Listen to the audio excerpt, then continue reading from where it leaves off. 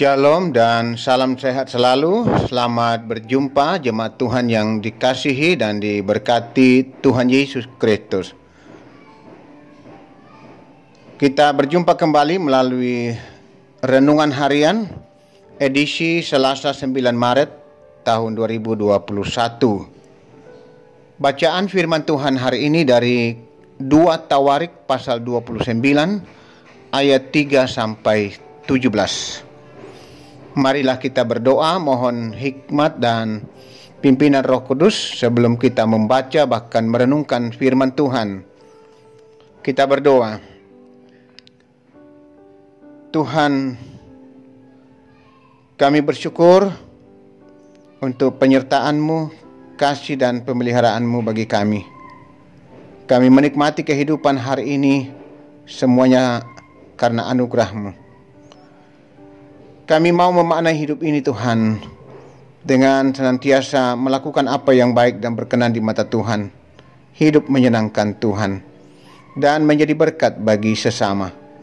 Bimbing kami dengan Roh Kudus untuk memahami firman-Mu hari ini. Tuhan, bersabdalah, kami umat-Mu telah sedia mendengar. Di dalam Yesus Kristus, firman yang hidup, kami berdoa. Amin. 2 Tawarik pasal 29 ayat 3 sampai 17. Hizkia menguduskan kembali rumah Tuhan. Pada tahun pertama pemerintahannya, dalam bulan yang pertama, ia membuka pintu-pintu rumah Tuhan dan memperbaikinya. Ia mendatangkan para imam dan orang-orang Lewi dan mengumpulkan mereka di halaman sebelah timur. Katanya kepada mereka, dengarlah hai orang-orang Lewi, sekarang kuduskanlah dirimu dan kuduskanlah rumah Tuhan, Allah nenek moyangmu. Keluarkanlah kecemaran dari tempat kudus, karena nenek moyang kita telah berubah setia. Mereka melakukan apa yang jahat di mata Tuhan, Allah kita, telah meninggalkannya. Mereka telah memalingkan muka dari kediaman Tuhan dan membelakanginya. Bahkan mereka menutup pintu-pintu balai rumah Tuhan dan memadamkan segala pelita. Mereka tidak membakar korban ukupan dan tidak mempersembahkan korban bakaran bagi Allah orang Israel di tempat kudus. Sehingga murka Tuhan menimpa Yehuda dan Yerusalem. Ia membuat mereka menjadi kengerian, kedahsyatan dan sasaran suitan seperti yang kamu lihat dengan matamu sendiri. Karena hal itulah nenek moyang kita tewas oleh pedang, dan anak-anak lelaki dan anak-anak perempuan kita beserta istri-istri kita menjadi tawanan. Sekarang aku bermaksud mengikat perjanjian dengan Tuhan, Allah Israel, supaya murkanya yang menyala-nyala itu undur daripada kita.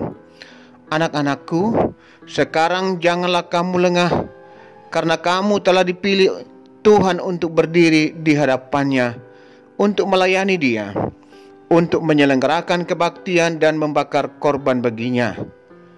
Lalu bangunlah orang-orang Lewi itu, yakni dari Bani Kehat, Mahat bin Amasai dan Yoel bin Asaria dari Bani Merari, Kis bin Abdi dan Asaria bin Yehalelel dari orang Gerson, Yoah bin Sima dan Eden bin Yoah dari Bani Elisafan, Simri dan Yeiel dari Bani Asaf, Sakaria dan Matanya dari Bani Heman, Yehiel dan Simei, dan dari Bani Yedutun, Semaya dan Usiel.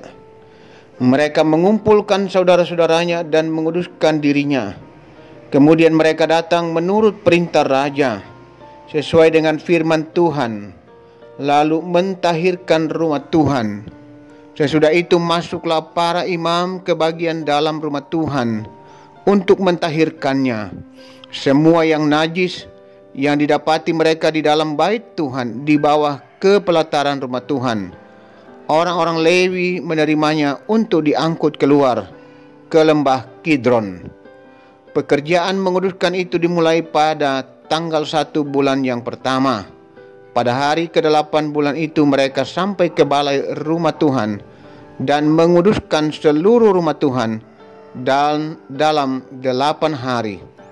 Mereka selesai pada hari ke-16 bulan pertama. Rumah Tuhan, tema kita pada hari ini. Saudara-saudara yang dikasihi dan diberkati Tuhan Yesus Kristus, ketika kita mendengar rumah Tuhan, maka kita langsung membayangkan sebuah tempat di mana umat beribadah. Rumah Tuhan pun akan kita bayangkan sebagai tempat yang kudus untuk berjumpa dengannya melalui kebaktian bersama dengan sesama umat. Dalam perjanjian lama, rumah Tuhan adalah tempat yang kudus bagi umat untuk mempersembahkan korban. Lalu, mengapa Hizkia kembali menguduskan rumah Tuhan? Umat manusia melakukan apa yang jahat di mata Tuhan. Rumah Tuhan yang sedianya menjadi tempat untuk beribadah malah dibiarkan. Mereka menutup pintu-pintu balai rumah Tuhan dan memadamkan segala pelita yang ada di dalamnya. Perintah Tuhan untuk mempersembahkan korban kepadanya, mereka tidak hiraukan dan mereka tidak lakukan. Hal ini membuat Tuhan murka kepada Yehuda dan Yerusalem. Apa yang mereka lakukan sudah bertentangan dengan perintah Tuhan, dan karena itulah Tuhan membuat mereka menjadi kengerian, dan mereka melakukan tindakan itu, yakni nenek moyang mereka tewas oleh pedang dan anak laki-laki dan perempuan serta istri-istri mereka menjadi tawanan. Semua itu hendak memperingatkan mereka tentang kekudusan rumah Tuhan. Dengan peristiwa itu Hizkia membuka kembali rumah Tuhan dan memperbaikinya, serta memerintahkan orang-orang Lewi sebagai suku yang ditetapkan untuk mengatur peribadatan dan menyelenggarakan kebaktian serta membakar korban bagi Tuhan. Saudara-saudara, rumah Tuhan haruslah menjadi tempat untuk bersekutu serta tempat memuji dan memuliakan Tuhan. Karena itu kita semua memiliki tanggung jawab untuk menjaga keberadaan rumah Tuhan serta mengusahakannya sehingga tetap menjadi tempat yang nyaman dan kudus dan aman untuk beribadah. Dalam konteks kita masa kini, bagaimana kita menjaga gereja, menjaga gedung gereja kita sebagai tempat ibadah, menjaga kekudusannya dan juga kebersihannya. Bagaimana kita merawat sehingga di tempat itulah kita boleh menyembah Tuhan, memuji memuliakannya, beribadah dan menantikan kasih dan segala berkat-Nya. Tuhan menolong kita. Amin. Jemaat Tuhan, marilah kita tenang, kita akan berdoa. Terima kasih Tuhan, firman-Mu hari ini mengajar dan mengingatkan kami bagaimana kami menguduskan rumah Tuhan. Diri kami, hidup kami, hati kami adalah rumah Tuhan. Bagaimana kami sungguh-sungguh memfungsikan itu agar berkenan di hadapan-Mu, agar Tuhan datang bertahta dalam hati dan seluruh kehidupan kami. Demikian juga tempat beribadah kami, ruang ibadah atau gedung gereja. Bagaimana kami memeliharanya dengan baik, bagaimana kami menjaga kekudusannya, bagaimana kami menjaga kebersihannya, sehingga di tempat itu kami layak menyembah-Mu, memuji dan memuliakan-Mu. Ya Tuhan, tolong bimbing kami dengan Roh Kudus untuk menghayati dan melakukan firman-Mu. Bapa di surga, ke dalam tangan kuasa kasih-Mu kami bawa seluruh kehidupan kami. Berkati kami Tuhan, umat-Mu yang boleh menikmati firman-Mu hari ini, baik itu jemaat Tuhan di Jemaat Rama maupun saudara-saudara kami yang lain yang boleh mendengarkan firman-Mu. Firman itulah kekuatan bagi kami, penuntun bagi kami menjalani seluruh hidup dan kehidupan kami. Ya Bapa Surgawi, kami juga terus mendoakan persekutuan kami Jemaat Rama. Tuhan memberkati. Biarlah pelayanan-pelayanan di jemaat ini bisa berlangsung dengan baik dan lancar. Secara khusus pada minggu ini, baik itu ibadah-ibadah, kebaktian rumah tangga yang sudah boleh dimungkinkan dengan tatap muka walaupun masih dalam jumlah yang terbatas, keluarga inti dan para pelayan, dan juga ibadah-ibadah OIG. Tuhan juga berkati, semuanya boleh berjalan dengan baik dan lancar. Tuhan dimuliakan. Demikian juga bentuk-bentuk pelayanan yang lain yang boleh berlangsung di tengah-tengah jemaat. Berkati ya Tuhan. Pembangunan ruang serbaguna dan sekolah minggu, Tuhan juga tetap memberkati agar berlangsung dengan baik. Ya Bapa Surgawi, berkati pekerjaan dan perjuangan jemaat Tuhan. Bukakan pintu-pintu berkat-Mu Tuhan.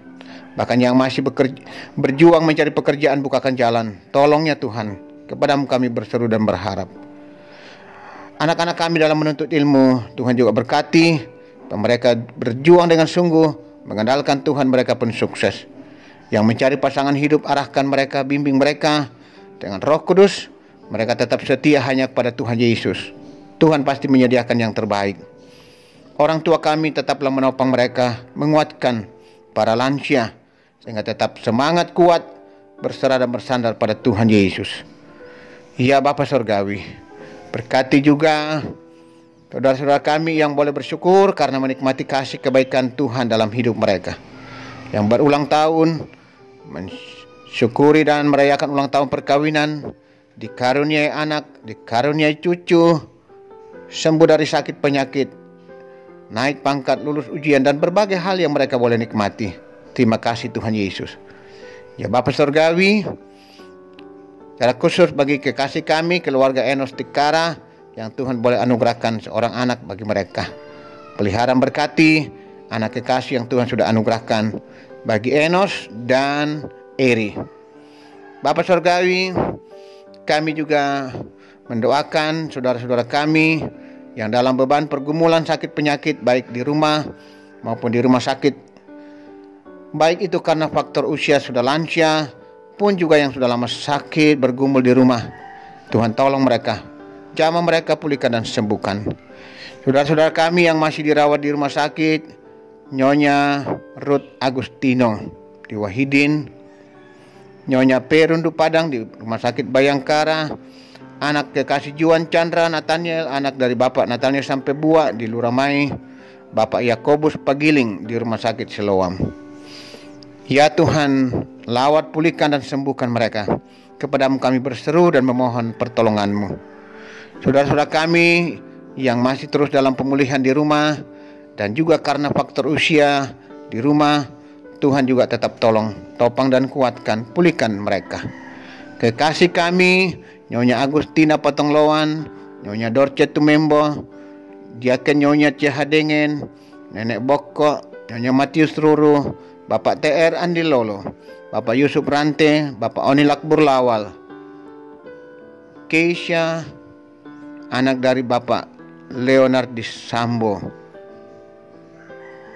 Diaken Nyonya Adolfin Sambo, Bapak Yes Salulinggi, Oma Keti, Nyonya Margareta Kobong, Bapak Karel Pananoan, Nyonya Ludia Kandola, Nyonya Ruth Agustino, Saudara Frisch Mekowilhan, Bapak Samuel Kambuno, Bapak Yusuf Dengen, Nyonya YS Banne, Saudara Naftali Minna, Nyonya Hermin Bongga, Nyonya Yohana Bura, Al Farendra M. Pangloli, anak dari Bapak Suleman Pangloli, Bapak Agus Mangi, Nyonya Damaris Sirdi, Bapak Sugeng Prihatno, Nyonya M. Baharudin Dendang, Bapak Yakob Buang, Nyonya Peter Tenna, Nyonya Hermin Barak Rusek, Bapak Peter Tenna di Rumah Sakit Wahidin. Tuhan, tolong mereka, pulihkan dan sembuhkan, kuatkan mereka Tuhan. Kepadamu kami berseru, Tuhan mau mendengar doa mereka, rintihan dan permohonan mereka. Bapa Surgawi, kami juga terus berdoa untuk pemerintah bangsa dan negara kami. Memberkati mereka Tuhan, menjauhkan dari berbagai masalah. Berikan hikmat dan kemampuan bagi pemimpin-pemimpin kami, agar dapat membawa bangsa dan negara ini kepada kehidupan yang lebih baik. Saat ini dalam upaya dan perjuangan untuk memulihkan kondisi ekonomi, juga dalam memutus mata rantai penyebaran virus corona. Para dokter, medis, tenaga perawat, para keamanan, berkati ya Tuhan, tolong mereka.